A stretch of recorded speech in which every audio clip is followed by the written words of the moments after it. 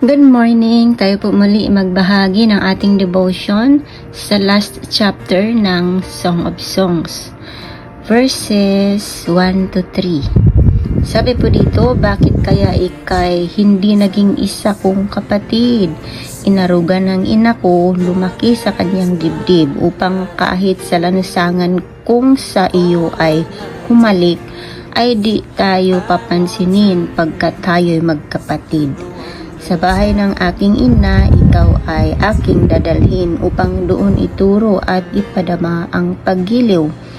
Dudulutan ka ng alak ng masarap na inumin. Sa kaliwa niyang kamay ang ulo ko'y nakaunan habang ako'y hinahaplos ng kanan niyang kamay. Purihin ang Diyos sa pagkakabasa ng kanyang mga salita.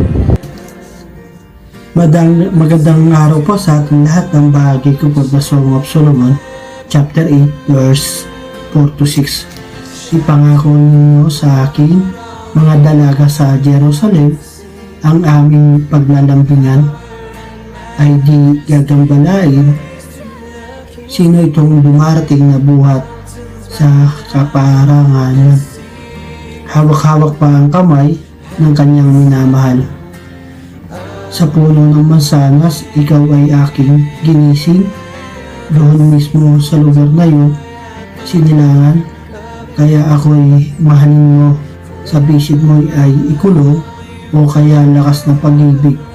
Panitbuho mo man ay gayong sinlakas ng kamatayan, tumutupok parang apoy. Amen. God bless po sa ating lahat. Mapagpalang araw po sa ating lahat.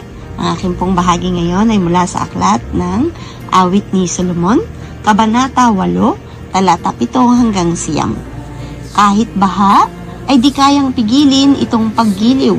Buhusan man itong tubig, di makuhang palamigin. Subukin mong ang pag-ibig ay sayaman mo daanin. Baka nga ang mangyari ay ikaw pa ang siyang kutyain. Kami ay mayroong kapatid, dibdib niya ay maliit.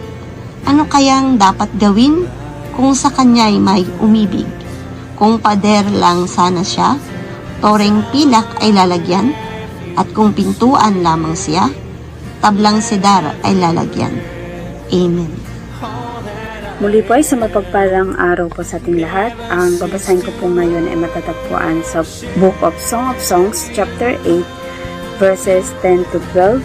Ang sabi po dito, babae, ako'y isang batong muog, dibdib ko ang siyang tore. Sa piling ng aking mahal ay panatag ang sarili.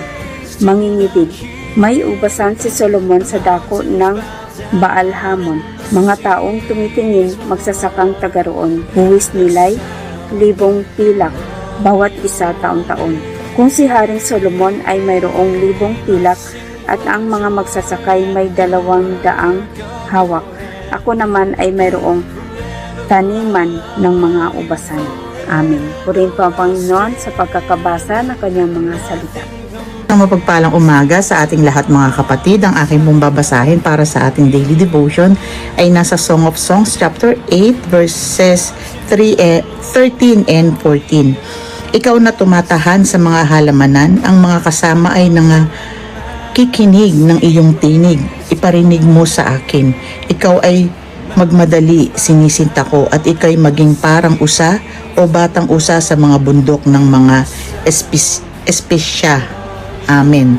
Purihin ang ating Panginoon sa pagkabasa ng kanyang mga salita.